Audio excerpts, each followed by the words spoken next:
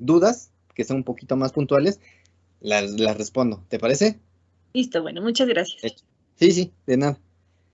Bueno, aquí en la imagen que vemos es una imagen global de los sistemas, bueno, de las técnicas hidropónicas. Recuerden que en la ocasión pasada hablábamos de hidroponía, pero dentro de hidroponía estaban los sistemas. Sistemas es diferente a técnicas. Los sistemas, recuerden que tenemos dos, uno que es abierto y uno que es cerrado. Un sistema abierto significa que, ay, perdón, sistema abierto. Un sistema abierto, básicamente el agua se va, o sea, no se reutiliza. En un sistema cerrado, el agua se recicla. Básicamente es un círculo, siempre se está reciclando. Y solamente tenemos dos sistemas, no hay más. Dentro de las técnicas hidropónicas sí tenemos varias. Tenemos el popular, que es el sistema NFT, cultivos en sustratos, este, cultivos verticales, sistemas de raíz flotante y dentro de todos esos sistemas siempre vamos a encontrar bombitas de agua, nuestra fórmula hidropónica, en ocasiones la iluminación artificial y aquí falta un aparatito que también se suele utilizar, que sería un equipo digital o analógico, que son los temporizadores. Los temporizadores nos ayudan a automatizar lo que sería nuestro sistema hidropónico. El sistema, bueno, la técnica hidropónica que se parece a un cultivo en suelo es el cultivo en sustrato, que sería el que está aquí. Este sería un cultivo en sustrato. Y eso ahorita lo vamos a ver. Bueno, ¿cuál es el tema que vamos a ver hoy? Es la técnica NFT, la técnica de raíz flotante, técnica por inundación y la técnica en sustrato. Bueno, vamos a comenzar con la pregunta si nosotros queremos nuestro cultivo en suelo o en agua. En la agricultura convencional, el suelo es solo el contenedor de los nutrientes. Es un lugar donde tradicionalmente viven las raíces de las plantas y es el soporte para la estructura de la planta. El objetivo principal de la hidroponía es proporcionar el entorno nutricional ideal para obtener un buen rendimiento en nuestro cultivo. En suelo, vamos a tener nuestra planta como se ve aquí. Y va a ser un material que está lleno de minerales, organismos, bueno, más que todo organismos vivos. En cambio, en un cultivo en agua, nuestra planta ya no tiene un suelo. ¿Cuál es mejor? La ocasión pasada también habíamos visto que un cultivo, bueno, el suelo más que todo es un material no renovable y que se demora muchísimos años en obtener un suelo fértil para la agricultura. Un punto a favor de la hidroponía es que no hace uso del suelo. Y el agua que utiliza, bueno, el ahorro que hay de agua suele ser de un 90%.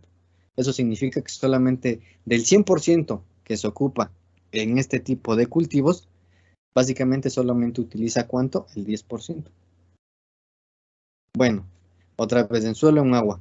La tecnología hidropónica genera eficientemente cultivos en desiertos, tierras infértiles, en regiones montañosas, en los tejados de las ciudades y en patios escolares de concreto. Ese es otro punto a favor. Todas las técnicas que vamos a ver no necesitan suelo, por eso se pueden desarrollar en todas estas áreas que se mencionan. Las técnicas hidropónicas simples pueden ayudar a las personas a cultivar hierbas, flores o verduras en sus sótanos, en un armario grande o incluso en el mostrador de su cocina.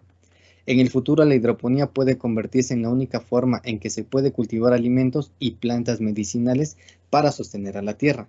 Por lo tanto, la hidroponía es el futuro de la agricultura. Dentro de la hidroponía también hay otros tipos que no solamente son hierbas, flores y verduras. También podemos encontrar el cultivo de algas, que casi no se menciona, pero las algas son una materia muy importante. ¿Por qué? Porque las algas también bueno, nos pueden brindar lo que sería combustibles y además de eso también alimento. Y también se desarrollan en el agua. Comenzamos primero con la primera técnica, que es la técnica de película nutritiva o el NFT. Básicamente, bueno, desarrollada a finales de la década de 1960 por el doctor Alan Cooper. Las plantas se cultivan en canales. Estos canales suelen ser de un material de plástico llamado PVC. Ese PVC puede ser sanitario o hidráulico. ¿Cuál es la diferencia entre los dos? Que el hidráulico tiene un mayor tiempo de vida y el sanitario pues es más barato y tiene un menor tiempo de vida. Si tú inicias en un cultivo hidropónica, ¿cuál deberías de elegir? La tubería de PVC sanitaria. ¿Por qué? Porque es más económica y su tiempo de vida es alrededor como de 20 a 30 años. O sea, tampoco es de que sea una vida corta. El hidráulico dura más, pero cuesta más. Y no lo veo como que necesario. Si tú inicias en hidroponía y quieres hacer un sistema hidropónico, bueno, una técnica de película nutritiva, lo recomendable es utilizar tubería de PVC sanitaria. Dentro de esta tubería, ¿cuál es el diámetro de este tubo? Eso va a depender de qué, del tipo de cultivo que nosotros querramos.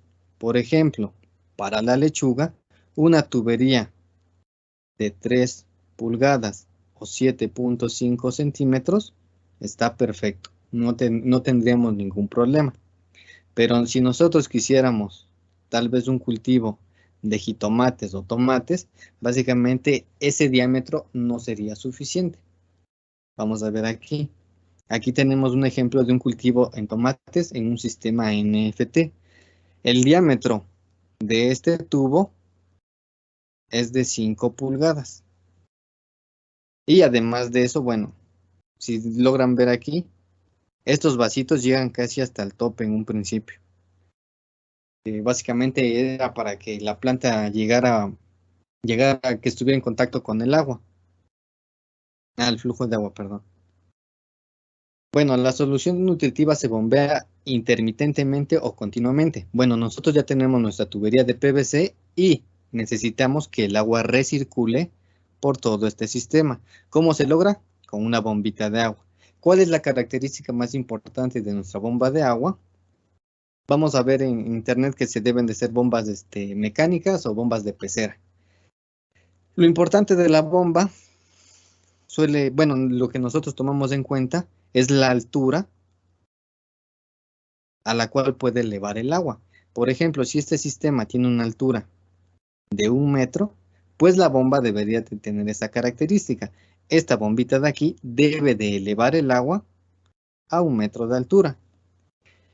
Y tú vas a decir, ¿y cuál es la potencia o los caballos que necesita esa bomba? Bueno, las bombas tampoco no se hacen, digamos, si tiene medio caballo de fuerza, nos va a elevar el agua tal vez a 2 metros. Si es una bomba de pecera, nos va a elevar el agua a 1 metro de altura.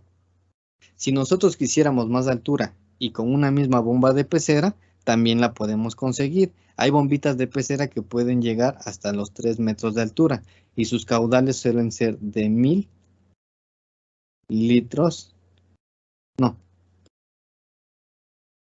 suelen ser de 300 litros por minuto y logran elevarlos a 3 metros de altura.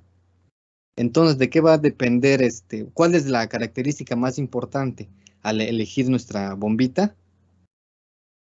Nosotros aconsejamos que sea la altura del sistema. ¿Por qué? Porque cualquier bombita, lo recomendable del flujo de agua que vaya por esta tubería es de 1 litro por minuto, de 1 a 2 litros por minuto. Y creo que cualquier bombita te puede dar ese volumen de agua. Así que lo importante va a ser una vez más que tenga la capacidad de elevar el agua. Por ejemplo, este sistema NFT, si vemos, está en horizontal. Y vamos a encontrar también sistemas NFT piramidales. Y si ese sistema NFT piramidal tiene una altura de 2 metros, esta bombita de 1 metro que tengo aquí, pues no me serviría. Aunque me dé el flujo que deseo, que es el flujo de 1 a 2 litros por minuto, aunque me dé ese flujo, si no llega a esta altura, que sería de 2 metros, pues de nada me sirve esa bombita. Bueno, la parte inferior de las raíces están expuestas a la solución. Cuando nosotros comenzamos nuestro cultivo hidropónico, vamos a hacer el orificio a la tubería. Ese orificio va a depender de qué. Si me regreso a esta imagen, en este cultivo de tomate, si se dan cuenta, es casi un vasito de esos para servirse de refresco o cola. Y es un diámetro pues un tanto grande. Pero necesita un diámetro grande, ¿por qué? Porque pues, es una planta de jitomate o de tomate. Pero en el caso de la lechuga puede ser menor. Este diámetro, ¿de qué va a depender? Del tipo de la planta que tengamos. Para la lechuga puede ser de 1 a 2 pulgadas, este diámetro que tenemos aquí. En un principio, nosotros vamos a tener nuestra lechuga, digamos. Está aquí mi lechuguita y todavía está en una etapa de plántula. Si yo coloco en este orificio a mi plántula, pues básicamente no cabe. Así que hay dos opciones de colocar a la planta. La dejamos al ras del tubo o se coloca en una canastilla hidropónica. Las canastillas hidropónicas son más o menos así y tienen rejitas. ¿Qué es lo que sucede? La canastilla la introducimos en el orificio y sobre la canastilla colocamos a la plantita. ¿Cuál es el detalle con esta opción que se presenta? De que estas canastillas pues tienen un costo. Y si nosotros dejamos nuestra planta, bueno, nuestra lechuga, hasta que tenga este tamaño, nosotros ya no vamos a poder recuperar esta canastilla. Y pues básicamente entraría dentro de los costos de la venta de nuestras lechugas. La recomendación sería introducir nuestra plantita en un cunero. ¿Qué es un cunero? Vamos a ver el desarrollo de una planta de lechuga. Una planta de lechuga va a tener dos etapas, de 2 a 3 etapas. De 1 a 4 semanas va a permanecer en el almácigo. Bueno, básicamente son 4 semanas las que permanecen en el almácigo. Y después las siguientes 6 semanas es para su desarrollo. ¿En dónde? Aquí, en nuestro sistema de NFT. Cuando esté en el almácigo podemos pasar directamente nuestra lechuguita o la recomendación que hacemos es pasarla a un cunero. Un cunero es una etapa intermedia y tendría una duración de 2 semanas y ese cunero no estaría en esta tubería de 3 pulgadas. Estaría en una tubería de menor diámetro. ¿Ese menor diámetro de cuánto sería? De 2 pulgadas. En esas 2 pulgadas, básicamente, nuestro rizotrón, bueno, nuestra plántula, entraría sin problemas y estaría básicamente al tamaño de nuestra tubería. Aquí también tendría que haber un flujo de solución nutritiva. ¿Por qué se recomienda hacer esta? Bueno, al hacer esta práctica se aumenta el éxito del cultivo. Cuando nosotros hacemos un trasplante directo aquí en la semana 4 a nuestro sistema, puede que un cierto porcentaje de un 2 a un 5% se mueran. Pero si nosotros hacemos un sistema de cunero, ese sistema podría llegar tal vez al 1%. Así que a veces es conveniente hacer un cunero de 2 semanas porque nos aumenta el éxito de nuestro cultivo. Pero eso de qué va a depender, pues de la capacidad económica que tengamos y el mercado hacia donde vaya. Bueno, se alimenta a una velocidad de aproximadamente 1 litro por minuto. Bueno, eso ya estaba. Es crucial que las raíces se mantengan húmedas en todo momento. Es adecuado que para cultivos de hojas, hierbas y más de cultivos, es adecuado para cultivos de hojas, hierbas y más de cultivos de corto plazo. Esta partecita está padre, de corto plazo. El jitomate es un cultivo de largo plazo. Básicamente tendríamos, el cultivo para tener nuestros jitomates sería de 6 hasta los 11 meses. Es un cultivo largo. Y cuando nosotros desarrollamos esta parte de aquí, teníamos un problema, que el volumen de agua que recorría por aquí, básicamente utilizaba casi los 1000 litros.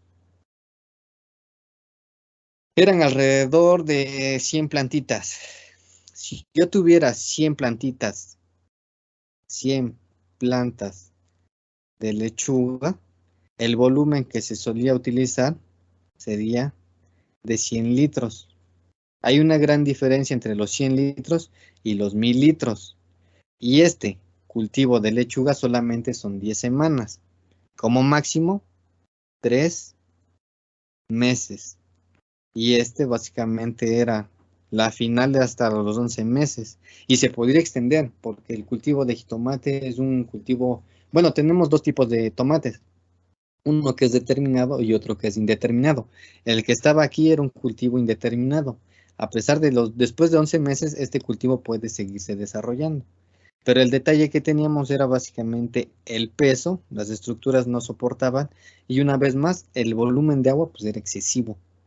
Así que la recomendación, el NFT para cultivos de corto plazo, que sean rápidos.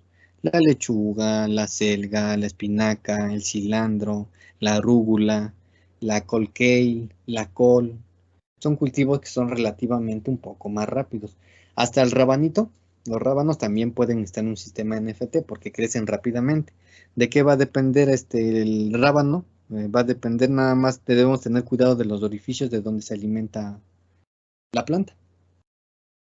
Bueno, su limpieza debe realizarse al final de cada ciclo, eso es muy importante. Si nosotros tenemos aquí las tuberías máximas del diámetro máximo son de 6 metros, pero ¿qué tal que si nosotros queríamos de 30?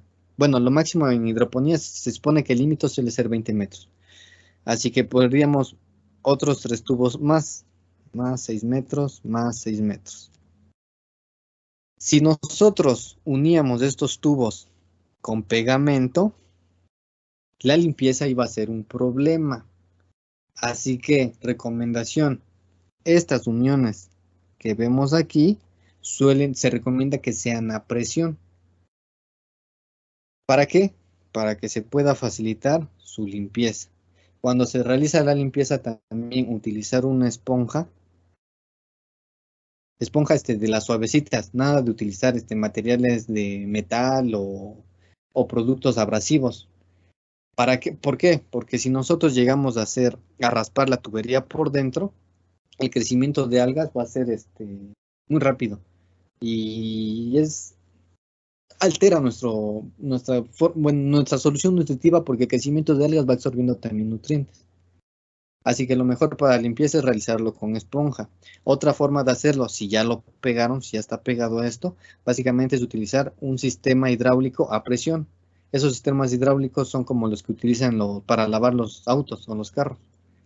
Tienen esos sistemas a presión de agua y básicamente se introduce lo que sería la pistolita y se va lavando en cada orificio. No te da una buena limpieza como sería con una esponja, que estaría aquí una esponjita y básicamente pasaría limpiando todo el tubo. Con el de presión nos quedaría en las partes de la mitad, bueno, entre las plantas, en ocasiones en estas áreas queda un poco de algas. No es una limpieza tan efectiva. Una vez más, se puede mantener a presión lo que sería la tubería. Es lo ideal. Pero pues se vale también que lo peguen. Se recomienda que en sistemas grandes las uniones sean a presión y no pegadas. Bueno, eso ya les mencionaba. ¿Tienen alguna duda con este sistema?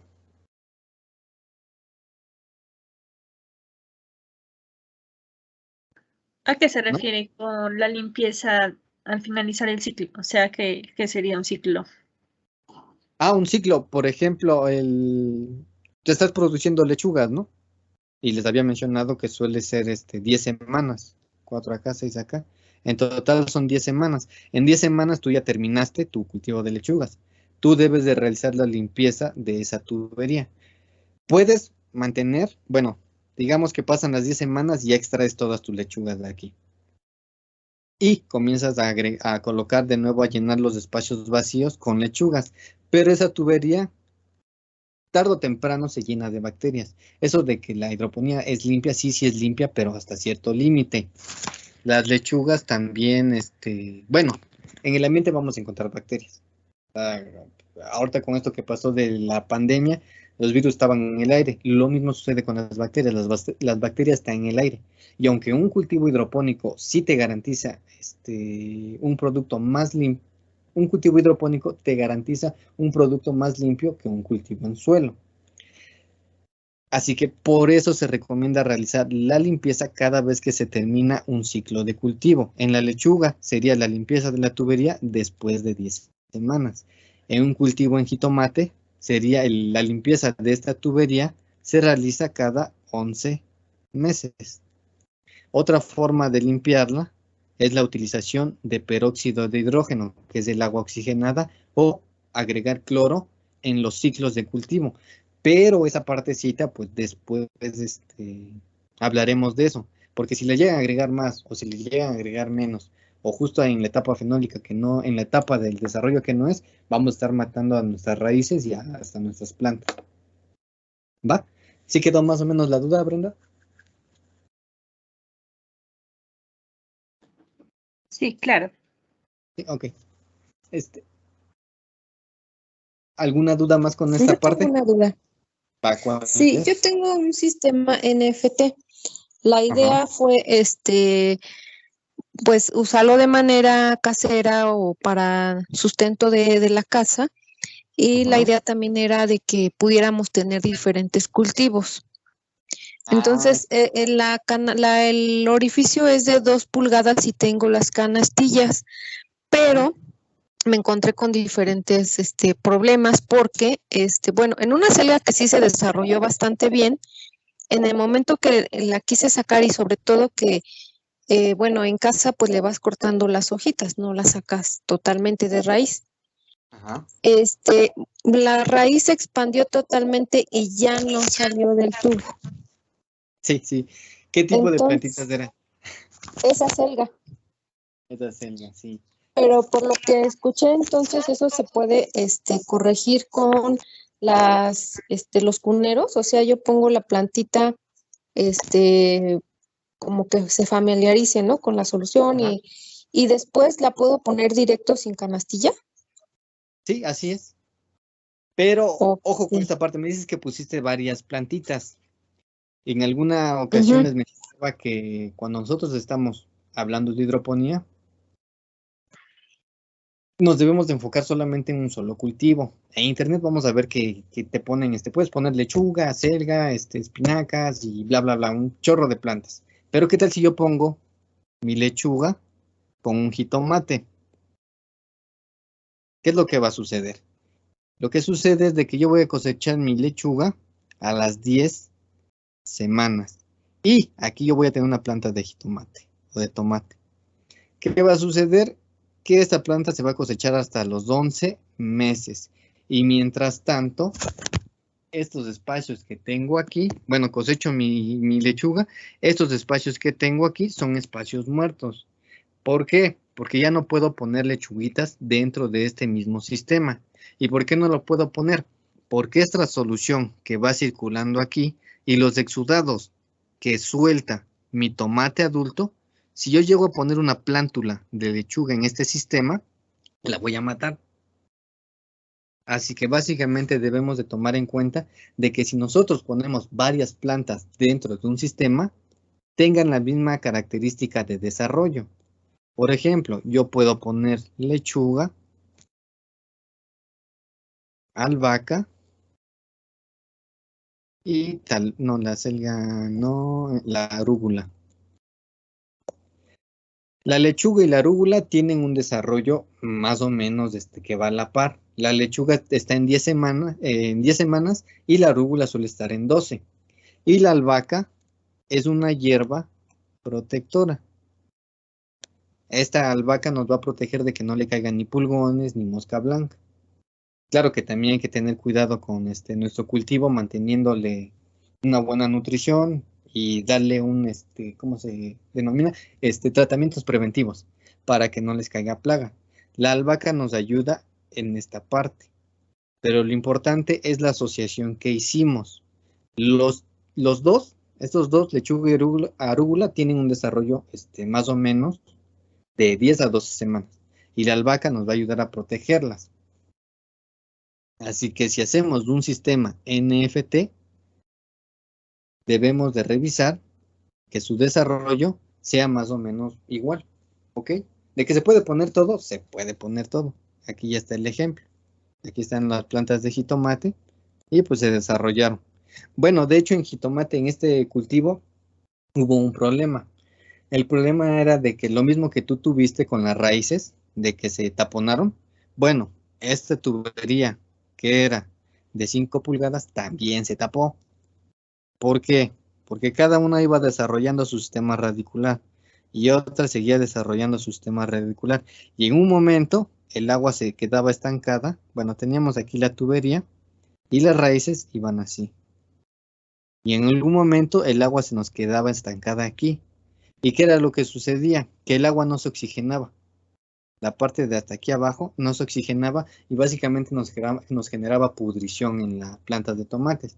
¿Qué es lo que se tuvo? Bueno, no se eliminó. Lo único que hicimos, si una planta de esta nos puede dar hasta 12 a 13 racimos, básicamente lo dejamos hasta la mitad. Se quedó hasta que nos diera 5 racimos. Y después de esos 5 racimos, básicamente ya se quitó.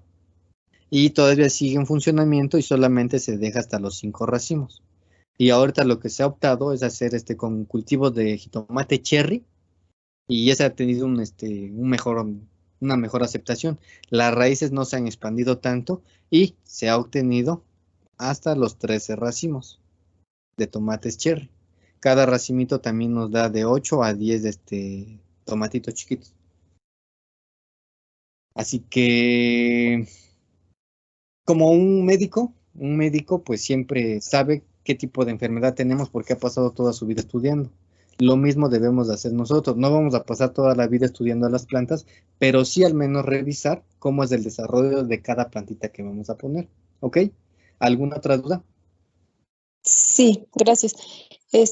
Bueno, ¿qué crees que hablando acerca de las raíces? Bueno, son dos preguntas.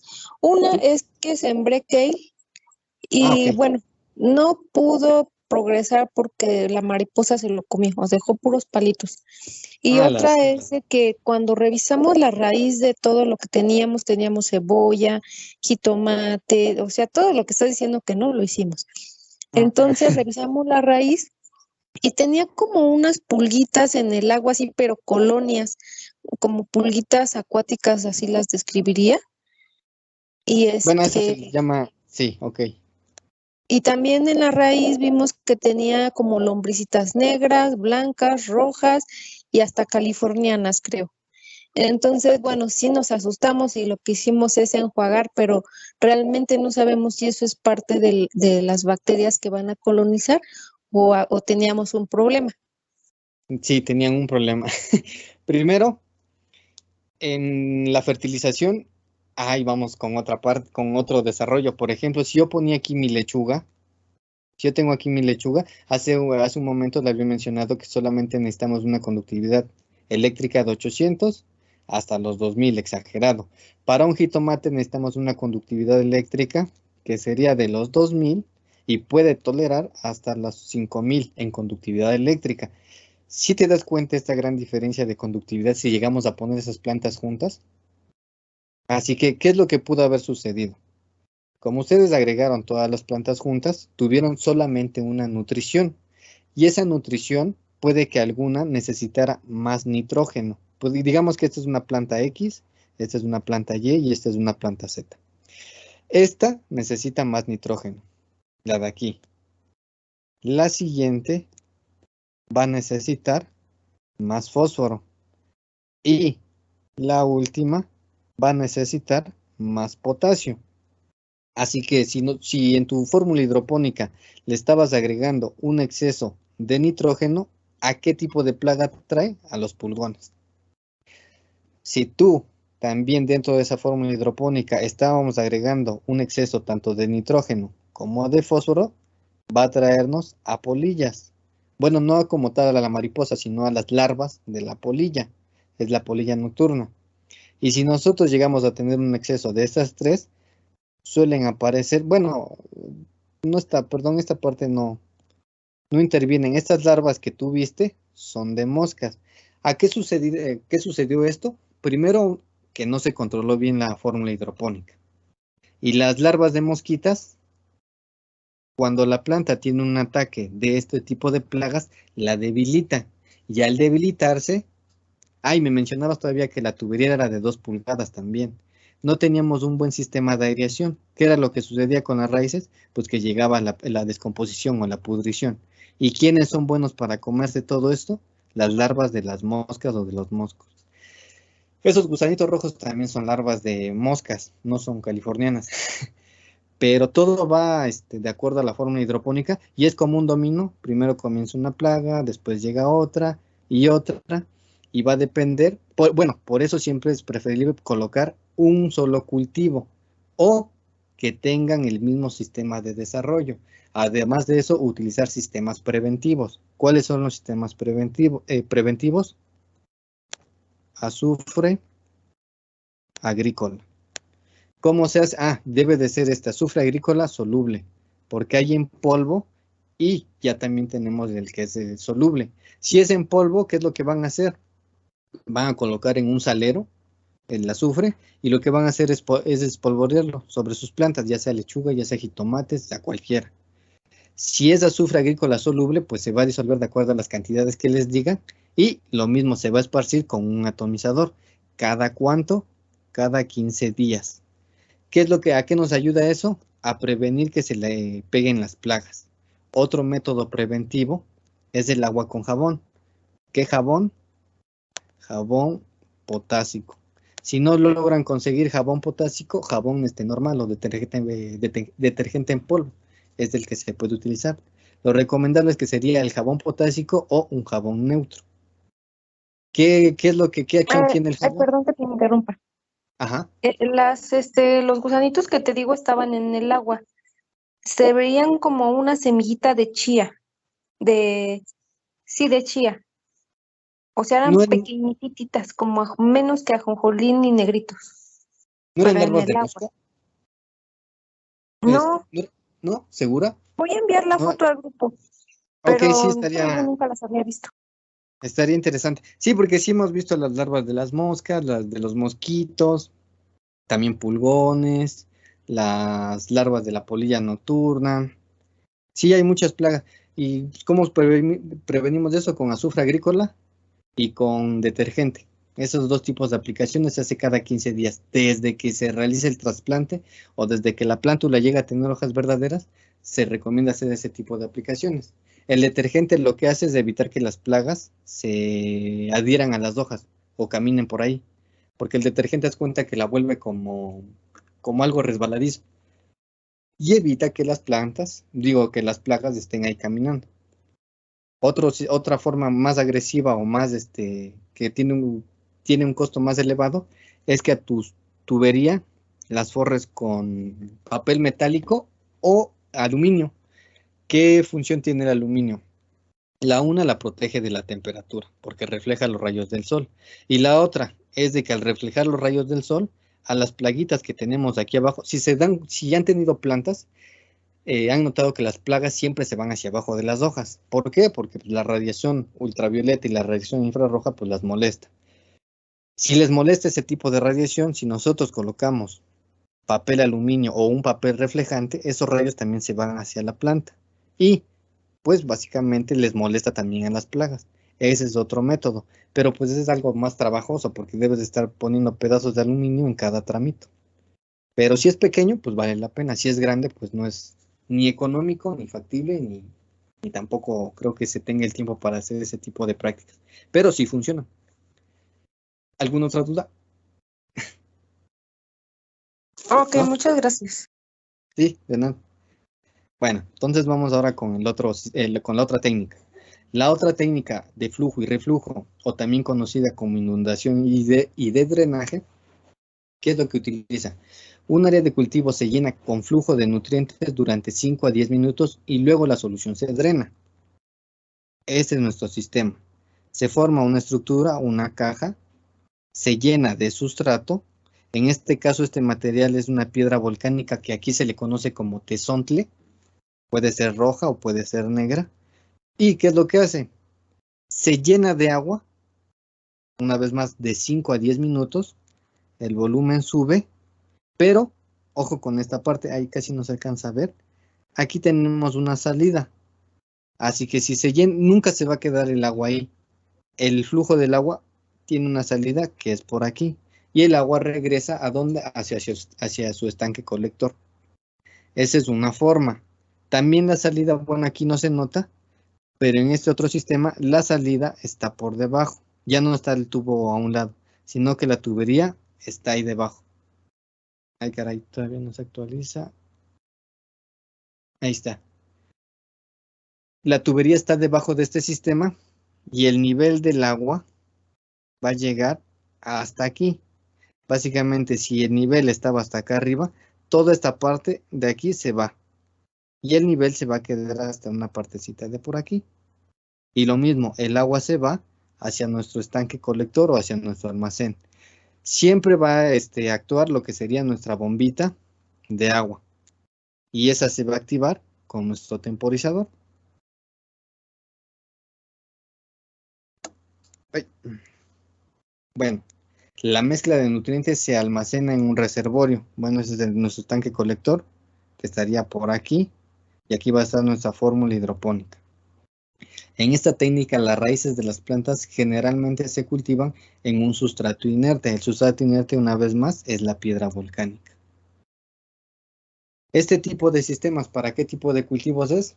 Otra vez, para cultivos de rápido desarrollo, cultivos de hoja. Otra vez, lechuga, espinaca, acelgas.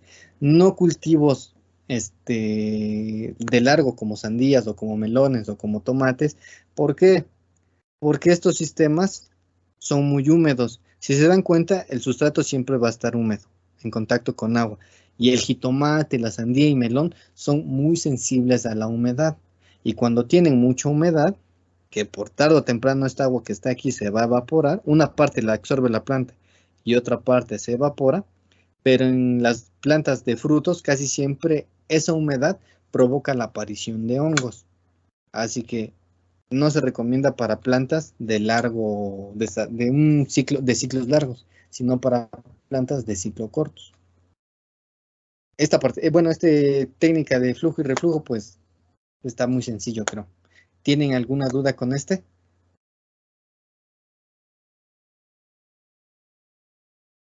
¿No? Bueno, voy a continuar. La otra técnica en sustrato o de goteo. Esta técnica es la que más se parece a la técnica en suelo. Este suelo es reemplazado, ¿por qué? Por un sustrato. Ese sustrato puede ser orgánico o inorgánico. Siempre se recomienda hacer la mezcla de orgánicos y inorgánicos. Esa mezcla puede ser de peat moss más perlita. ¿Qué se consigue con esto? Bueno, dentro de los sustratos, el peat moss suele tener la capacidad de que si nosotros le agregamos fórmula hidropónica, y esa fórmula hidropónica, digamos, la acabamos de preparar, y si la agregamos a nuestra planta, puede variar el pH. Lo que hacen los sustratos orgánicos, tienen un efecto amortiguador y evitan que ese pH pues no cambie tan bruscamente. Si nosotros agregáramos solamente un sustrato mineral como la perlita, si nosotros agregamos una fórmula hidropónica nueva a nuestra macetita con sustrato, el pH de ahí se descontrola. Y ese tipo de estrés puede afectar el desarrollo de nuestra planta. Así que primera recomendación, siempre que utilicemos la técnica en sustrato o de goteo, se utiliza una mezcla de sustratos orgánico y mineral. Bueno, se utiliza para cultivar cultivos a largo plazo como pepinos, tomates, pimientos y cebollas. Este sí lo utilizamos para cultivos de largo plazo. ¿Por qué? Porque se parece mucho a los sistemas que tenemos en tierra. Si se dan cuenta, esta es una maceta y esta es la tierra. Pero en lugar de tierra, ahora solamente vamos a utilizar lo que sería sustrato. Los emisores de goteo se utilizan para entregar las soluciones nutritivas a las plantas. Esos emisores de goteos van a estar aquí y digamos que aquí ya tengo otra planta. Y los goteros van a ir distribuyendo la solución nutritiva. Ese tipo de solución, bueno, los riegos, cada cuánto se realizan, va a depender del tipo de la planta. En los jitomates y también de la etapa fenológica. ¿Eso qué significa? Que si yo tengo una plántula pequeña, el riego o la activación de este gotero y del gotero que tengo aquí, la activación, si mi planta es pequeña, va a ser tal vez de 1 o 2 veces al día. Si mi planta ya es adulta, estos goteros se deben de activar con una mayor frecuencia. ¿Qué frecuencia? Puede llegar desde los 5 hasta las 6 veces por día, o incluso cada hora se le da un riego de 1 minuto. Eso siempre va a depender de que también de nuestras condiciones climáticas y a veces de las recomendaciones del asesor que tengamos.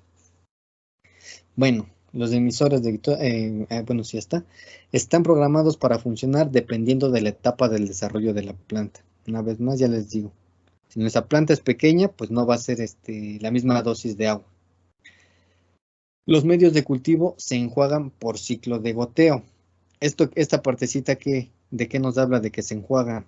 Si nosotros le agregamos solamente fórmula o solución nutritiva, ¿qué es lo que va a pasar? Las sales se van a quedar concentradas aquí. Los de amarillo son mis sales y se van a quedar concentradas. Así que en un determinado momento yo también debo de agregarle solamente hacer un riego con agua potable. Por eso esto se refiere con enjuagar. Si no realizo este lavado de sales, puede que también altere el ciclo de desarrollo de mi planta. Esto es muy importante. Siempre, siempre, siempre se debe de enjuagar. Si no, se concentran las sales y va a afectar a mi planta. Los sistemas de goteo continuo pueden ser de recuperación o no recuperación. ¿Qué quiere decir recuperación o no recuperación? Significa que el sistema puede ser abierto o cerrado. En este caso, los sistemas suelen ser de no recuperación. ¿Eso qué significa? Que es abierto. ¿Por qué? Porque digamos que yo tengo 100 plantas. Tengo 100 plantas aquí. Y la recuperación de agua, bueno, al bajo va a haber un plástico o puede hacer una canaleta igual de plástico y el agua se va a recuperar. El agua va a recorrer por aquí. Y yo le voy a recuperar al final. Pero como es un sistema de riego de precisión, el agua que se recupera, digamos, de esas 100 plantas, van a ser unos 5 litros, 5 o hasta menos. Si yo quiero reincorporar estos 5 litros de nuevo al ciclo, no lo puedo hacer o no se recomienda hacerlo. ¿Por qué? Porque esta agua que se ha recuperado ha cambiado que sus características de pH y de conductividad eléctrica. Y además de eso, recordemos que siempre va a haber bacterias. Yo sé que la hidroponía es un producto muy limpio y sí, sí lo es, pero también tiene bacterias, no es que no tenga. Entonces, si yo vuelvo a recircular esta solución nutritiva, va a tener alterado el pH, la conductividad eléctrica y todavía va a tener una carga microbiana muy alta. Por eso, estos sistemas que son, bueno, la técnica en sustrato, son sistemas abiertos, porque el volumen que se elimina o que ya no se reincorpora es muy poquito. Así que en lugar de estar tratando de neutralizar el pH, conductividad y eliminar las bacterias, pues lo mejor es tal vez utilizarla en otra plantita o pues eliminarla. No es tanto el volumen que se desperdicia. Aquí vemos dos tipos de cultivo en sustrato. Bueno, aquí está el sustrato y son los cultivos de melón. Otro tipo de cultivo que está en sustrato, en una cubeta igual o balde, es el cultivo de papaya. Los frutales, aquí en este tipo de cultivos en sustrato también se pueden desarrollar los frutales. Manzanas, mandarinas, naranjas, peras. ¿De qué va a depender el éxito de nuestros árboles frutales? De la poda, de conocer completamente su desarrollo fenológico y de que le demos una nutrición adecuada. Pero de que se puede desarrollar cualquier tipo de frutales en una cubetita como estas, sí se puede. Un ejemplo de eso suelen ser los jardines ingleses, que ellos suelen tener en macetas, bueno, son macetas un poco más grandes, que suelen tener 1 metro de altura y 1 metro de diámetro. Y en ese tipo de contenedores se desarrollan sus árboles frutales que son de naranjos y manzanos principalmente. O sea que sí puedes tenerlo. Pero pues si es rentable, lo desarrollamos. Si no es rentable, pues no. Esta parte de aquí pues simplemente fue una parte experimental. pero sí se puede. Los sistemas de recuperación son más rentables porque utilizan la solución de recuperación nutritiva de manera más efectiva, pero los sistemas de no recuperación requieren menos mantenimiento porque el equilibrio del pH y la resistencia de los nutrientes permanecen constantes con la solución fresca que se suministra. Básicamente esta parte nos está diciendo lo que les había mencionado anteriormente, que no se recuperan, no recuperamos ese tipo de solución porque invertimos más tiempo. ¿Tienen duda hasta ahora con este sistemita? ¿Que es de sustrato? ¿No? Ok. Paso a la siguiente. Bueno, esta es una parte comercial.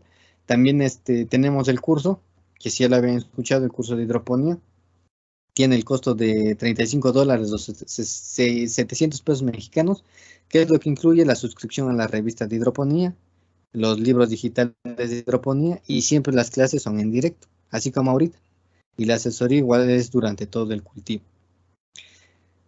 Bueno, este es presentado, es por parte de ICEP. Igual pueden encontrar en la página lo que sería el temario para que sepan cómo se va desarrollando todo el sistema.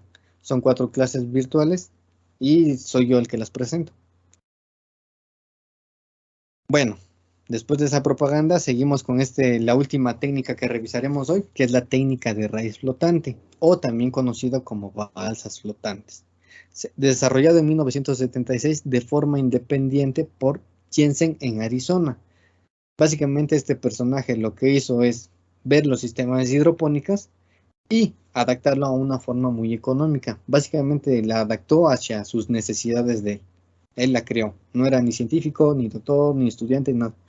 Simplemente se le ocurrió, bueno, estuvo viendo los sistemas hidropónicos y creó este sistema de raíz flotante. Se usa para cultivar verduras de hoja en una balsa flotante de plástico o polietileno expandido. Ese polietileno expandido básicamente es la plancha de unicel, de Tecnopor. Y esa planchita va aquí. Esa planchita tiene un diámetro de 2.5 a 5 centímetros. En esta planchita, ¿qué es lo que se hace? Se hacen orificios. Y sobre esos orificios vamos a colocar nuestras plantas.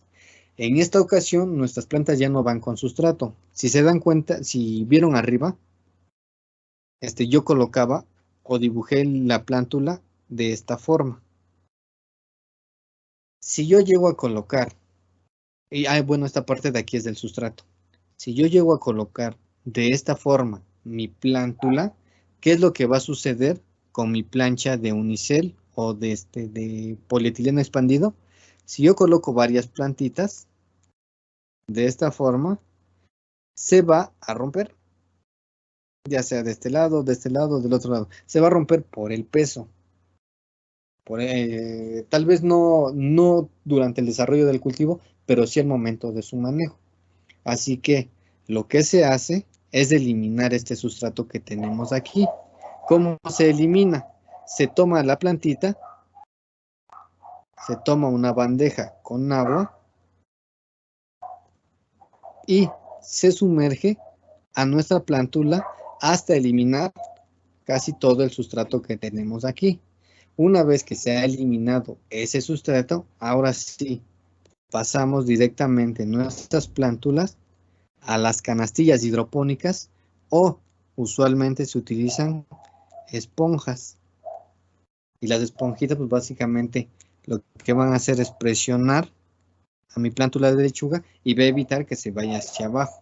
¿Cuál es la altura o el volumen? Sí, la altura de mi recipiente suele ser igual de 15 a 20 centímetros, aunque también hemos encontrado que hay un buen desarrollo a una altura de 10 centímetros. No vamos a tener ningún problema. Bueno, las planchas con agujeros perforados flotan en agua rica en nutrientes. Todo lo que está aquí, el recipiente, ojo con esta parte, debe de ser oscuro. Y si no es oscuro, si llega a ser transparente por cualquier razón, ¿qué es lo que hacemos? Colocar una bolsa o funda de plástico de color negro para evitar el paso de la luz. ¿Por qué? Porque las algas están en todo lado.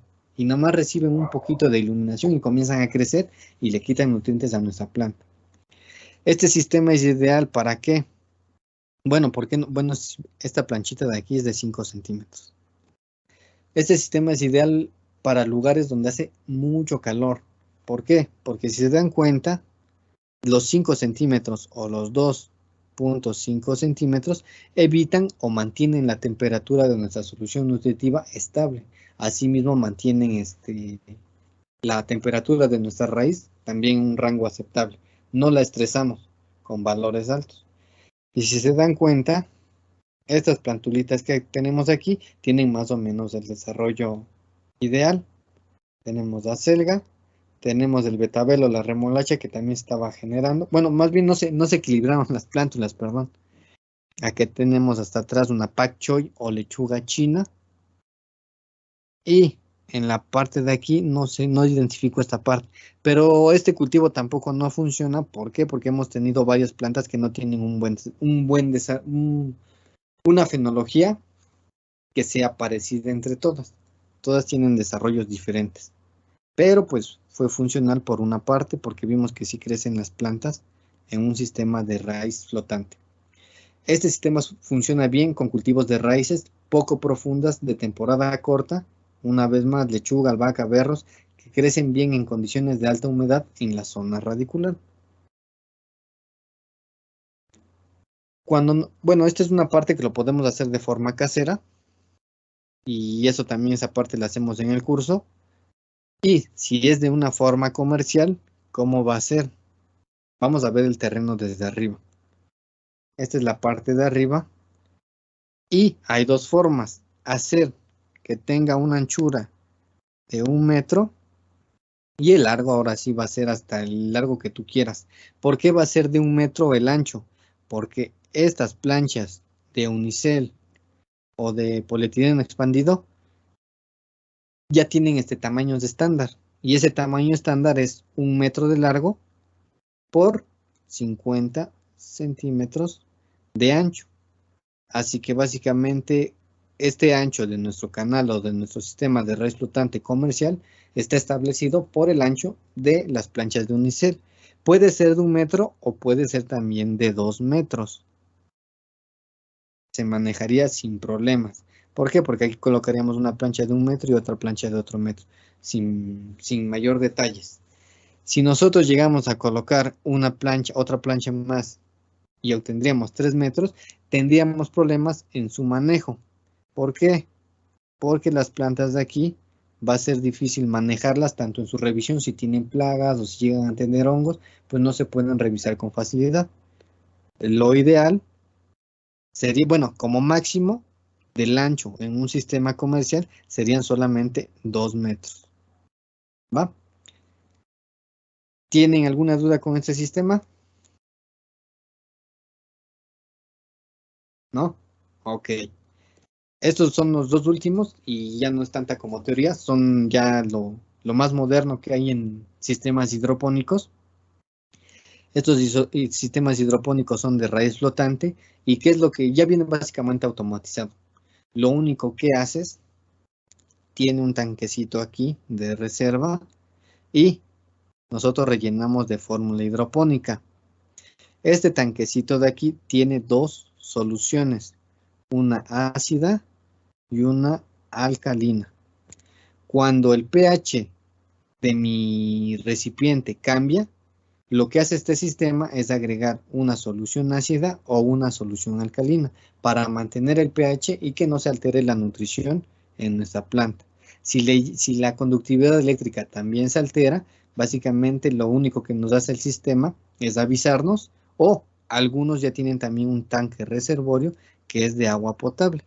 Y lo que hace simplemente, si está muy alta la conductividad eléctrica, pues simplemente sale el agua para equilibrar la conductividad eléctrica de nuestro sistema. Estos sistemas son en Estados Unidos y en la India también han comenzado mucho con estos sistemitas que son en casa y ya vienen automatizados. Los pueden encontrar en la parte de aquí. Y los sistemas indoor. Eso también son sistemas que se han comenzado a desarrollar más que todo en Estados Unidos y en lugares que básicamente no tienen las características climáticas para el desarrollo de sus plantas. En esos sistemas se utiliza la iluminación artificial, la iluminación LED. En algún momento veremos esta partecita porque es un tema más larga, pero brevemente solemos ver que nosotros solemos pensar que si yo pongo una iluminación LED o un sistema indoor, puedo mantener a mi planta durante 24 horas creciendo. Y eso es falso. Las plantas necesitan forzosamente oscuridad. ¿Por qué? Porque en la fase de día o con iluminación, mi planta, ¿qué es lo que hace? Absorbe CO2 y, bueno, y todos los fertilizantes. Y también el agua. Todo eso lo absorbe y lo transforma en glucosa. Y se almacena dentro de la planta. Pero en algún momento, esta glucosa se debe de descomponer. ¿Para qué? Para transformar o construir. ¿Qué va a construir? Pues la estructura de nuestra planta. ¿Y en qué momento puede hacer esta construcción? Pues cuando ya no tenemos iluminación y cuando se deja de absorber el H2O y el CO2 y cuando se deja de producir glucosa. Por eso necesitamos oscuridad para que nuestra planta comience a construir lo que sería toda la estructura. Un sistema de iluminación indoor, la técnica indoor no es una iluminación a las 24 horas, también necesitamos oscuridad. Y otro detalle que tenemos que tener consideración es el manejo del CO2, porque sin CO2 nuestras plantas nunca van a crecer. Es un sistemita que necesita muchos cuidados y necesita mucha inversión. ¿Es rentable en dónde? En lugares donde las características climáticas no son adecuadas. En todo lo que es Latinoamérica, creo que lo que más nos sobra es iluminación solar. Así que si tienen sol, no es recomendable. A menos que lo hagan como experimentación o por curiosidad. Pero mientras tengamos iluminación solar, pues no. Bueno, eso fue todo. ¿Tienen alguna duda? ¿No? Sí quedó resuelto. No, gracias. Ok. Respecto a las mediciones del pH, temperatura y conductividad, ¿esas en qué hora es más recomendable? ¿O es mejor hacerlo como automatizado con microcontroladores? ¿O manual? Las mediciones, bueno, en este tipo de sistemas, por ejemplo, tienen sensores, tienen termopares, tienen sensores de humedad. Si nosotros no tenemos ese tipo de sensores, pues lo hacemos manualmente. ¿Y cuáles son las horas a las que se recomienda? Pues al momento que llegues a tu invernadero. Si llegas a las 6 de la mañana, pues a las 6 de la mañana lo tomas. Si llegas a las 8, pues a las 8 lo tomas. Después de eso, de la primera medición, lo recomendable sería justo a la hora de mayor calor, donde está la mayor temperatura. En esta parte de la Ciudad de México, donde tenemos la mayor temperatura o el rango de mayor calor, suele ser desde las 12 hasta las 15 horas. Así que en este rango de temperatura se haría una medición. Y la otra medición sería ya por la tarde-noche, cuando la temperatura bajó, que aquí sería más o menos a las 18 horas. Y la primera a las 8 horas. Así que este tipo de mediciones son esas 3 horas. 8 a la hora de mayor calor y ya en la tarde-noche. Con esas 3 mediciones podemos siempre ver el cambio del pH, y la conductividad eléctrica al transcurso del día. ¿A qué nos va a ayudar este tipo de datos de que recopilemos? Pues que si nosotros tenemos un ataque de plagas o tenemos un mal desarrollo, son ¿cómo explicárselos fácilmente? Bueno, son datos que me ayudan a hacer un diagnóstico más fiel, de saber qué es lo que está pasando en el cultivo. Y el momento que me digan los datos, pues ya yo me acerco más, digamos, a la verdad. Lo mismo otra vez es como un médico. el médico pues, ha pasado un chorro. Si nosotros le damos más datos de nuestra salud, él nos va a poder dar un diagnóstico más acertado. Lo mismo yo necesito ese tipo de datos para saber con precisión qué es lo que está pasando. Cuando hacemos simplemente así visualmente, pues a veces no es tan confiable y tampoco no le vayan a creer así a los... Si alguien le pregunta y te da una respuesta inmediata, pues yo dudaría. ¿Por qué? Porque en los cultivos en suelo es un ser vivo una planta y tenemos tantas variables que afectan su desarrollo que si alguien te da una respuesta muy rápida, pues yo lo dudaría un poquito. Siempre necesitamos ese tipo de datos para dar un diagnóstico pues más real y más fiel que nos pueda ayudar. ¿Sí? ¿Alguna otra duda? ¿No? Bueno, entonces daría por terminada esta charla. Y la próxima charla espero que sea tal vez un poquito de lo que sería la iluminación en nuestros sistemas hidropónicos. Cualquier duda yo no suelo contestar en WhatsApp, suele estar la licenciada o la bióloga y ya después me pasan a mí. Y pues yo me demoro un poquito a veces en contestar, no suelo estar. Así que gracias a todos por estar en esta charla, espero que les haya agradado, espero que se haya resuelto dudas y nos vemos tal vez el próximo jueves. ¿Está bien? Sí, muchas gracias, de mucha ayuda como siempre. Ok, vale. Muchas Bueno, gracias. sí, a ustedes por estar aquí. Voy a detener. Envié la foto de la raíz.